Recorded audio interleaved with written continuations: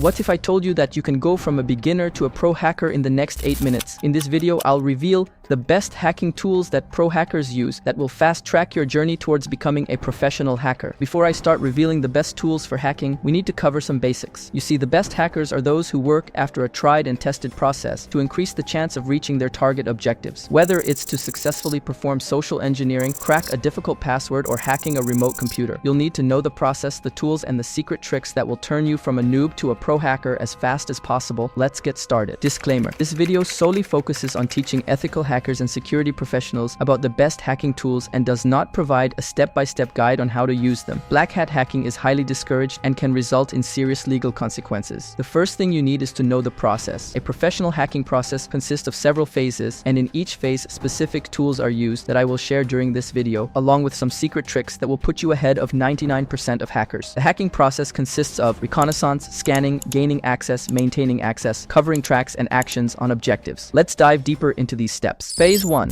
Reconnaissance. The first step in any hacking attempt is reconnaissance, also known as footprinting.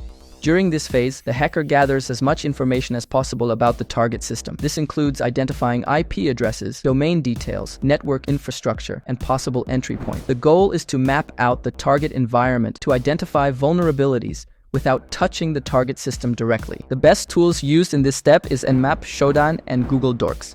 Nmap is a free and open-source utility widely used for network discovery and security auditing. Network administrators and security professionals primarily use it to identify what devices are running on their systems, discover open ports and services, and detect security risks.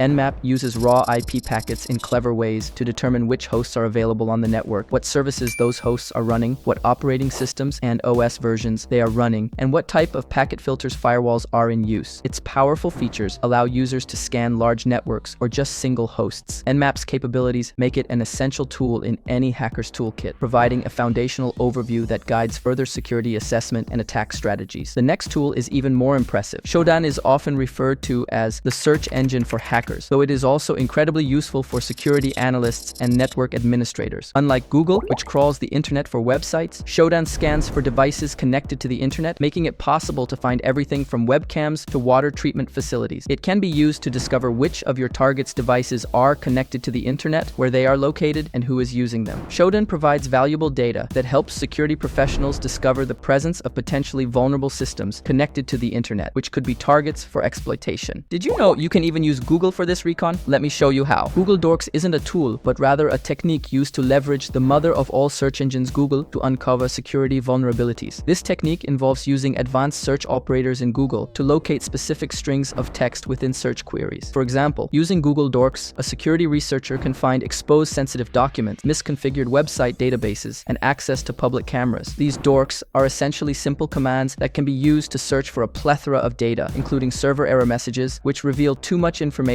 and can lead to further exploitation. The effectiveness of Google Docs in finding exposed information serves as a reminder of the importance of securing servers and applications to protect against potential attackers who might use similar techniques. After the initial recon, we are ready for the next step. Phase 2. Scanning. Following reconnaissance. The next step is to actively engage with the system by scanning. This phase involves using automated tools to send data to systems and analyze the responses received. Scanning helps in identifying live hosts, open ports, and the services running on servers. It's essential for confirming the data gathered during the reconnaissance phase and setting the stage for the next steps. Tools used in this phase is Nmap, Wireshark, and Nessus. Nmap is not just a tool for simple network mapping and port discovery. It can be used to perform more complex and stealthy operations. Let me share 3 secrets about Nmap. Zombie scan. This technique allows a hacker to scan a target while masking their own IP address, using a third party's IP to send packets to the target. This can make it appear that the fake host is the one doing the scanning, thereby hiding the actual scanner's presence. This is real ninja stuff. Version detection. Using the SV option,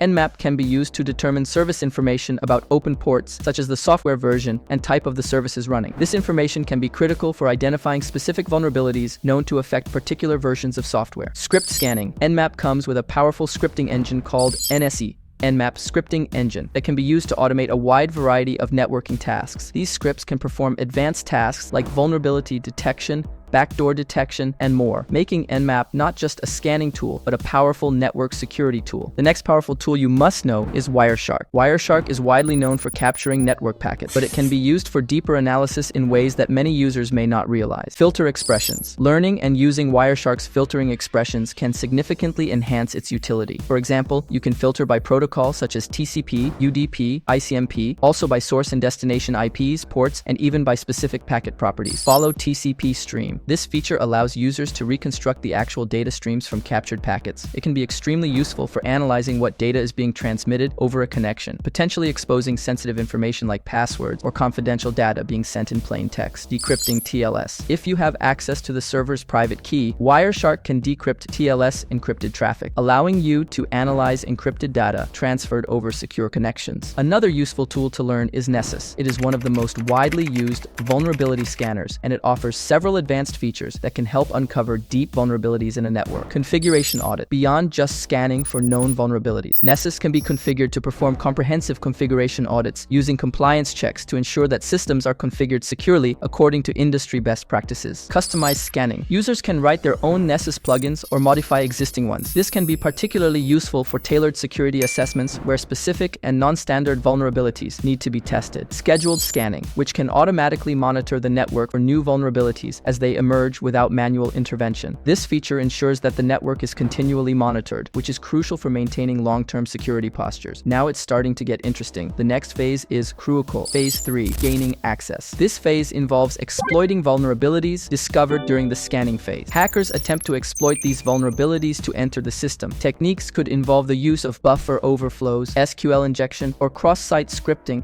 depending on the nature of the target system's weaknesses. Some powerful tools in this phase is Metasploit, SQLmap, and John the Ripper. Metasploit is more than just a tool for executing exploits. It is a comprehensive framework that can be used for custom exploit development, reconnaissance, and post-exploitation activities. Meter-preter payloads. One of the most powerful features of Metasploit is its meter-preter payload, which provides a dynamic and interactive shell on the target machine. Meter-preter allows users to migrate between processes, upload and download files, manipulate the system registry, capture screenshots and webcam shots, and even pivot to other networks. Auxiliary scanners. Metasploit includes a variety of auxiliary modules that can be used for tasks like scanning other systems on a network, performing denial of service attacks, and sniffing network traffic. These modules can help prepare the environment for more effective exploitation. Exploit customization. Advanced users can modify existing exploits or create their own to tailor them to specific target environments. This customization can significantly increase the success rate against well-protected targets where generic exploits might fail. SQLmap automates the process of detecting and exploiting SQL injection flaws,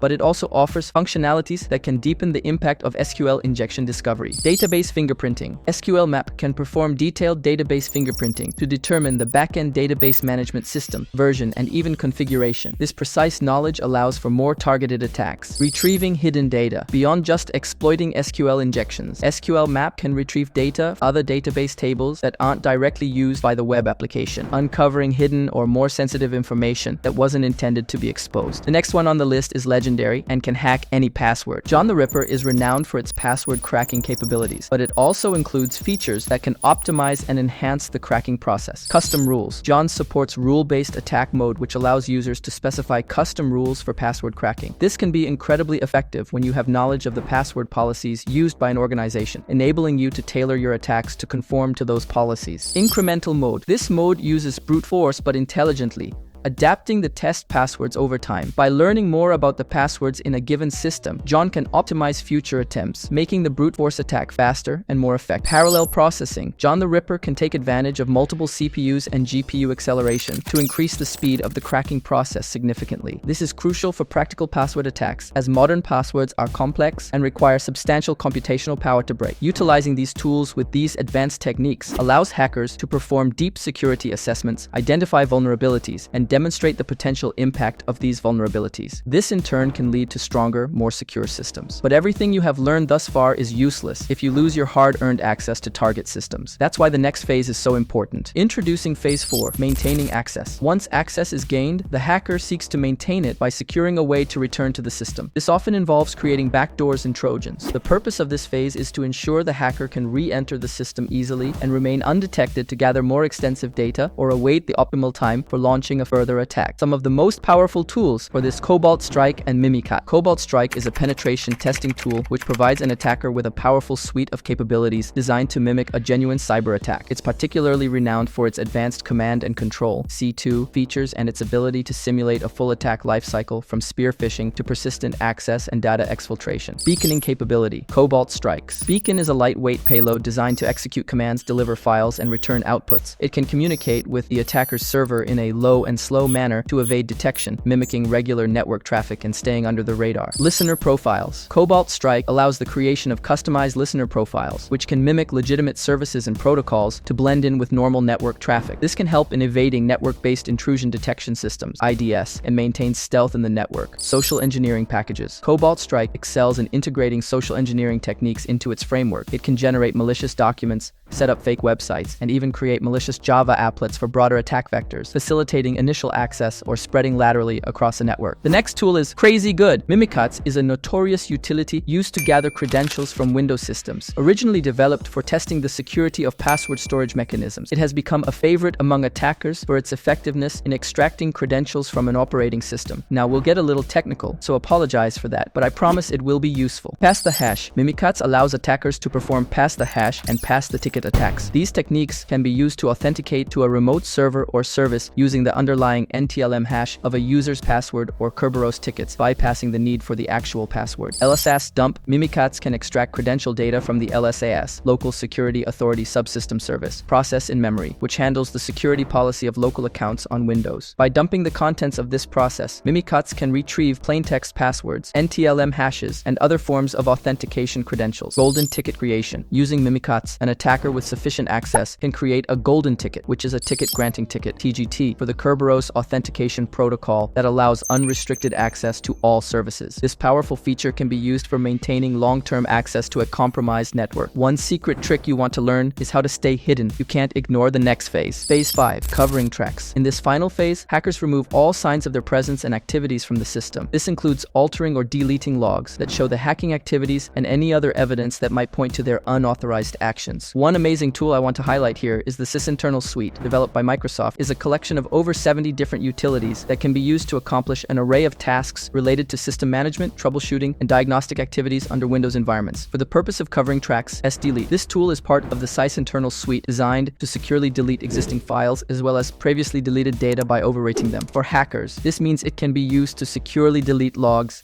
and other files that might indicate their presence. Process Explorer and Process Monitor. These tools can be used to monitor and review processes, threads, and handle information currently running on the system. Hackers could use these tools to identify and stop services that may log or monitor activities such as security software. Auto runs. This utility can be used to view which programs are configured to run during system boot up or login. It can be crucial for removing any traces of malware or unauthorized applications that were set to automatically start, thus hiding their existence from system administrators. So what happens after you're done with covering your tracks? It's time for Phase 6, Actions on Objectives. After securing presence and ensuring stealth, hackers proceed with their primary objectives, which could range from data exfiltration, espionage, and launching malware. Each phase of the hacking process requires a blend of technical skills, critical thinking, and specialized tools. You're now on the fast track to becoming a professional hacker. You know the process, the most powerful tools, and even some tricks to get you going. Hope you enjoyed, and happy hacking.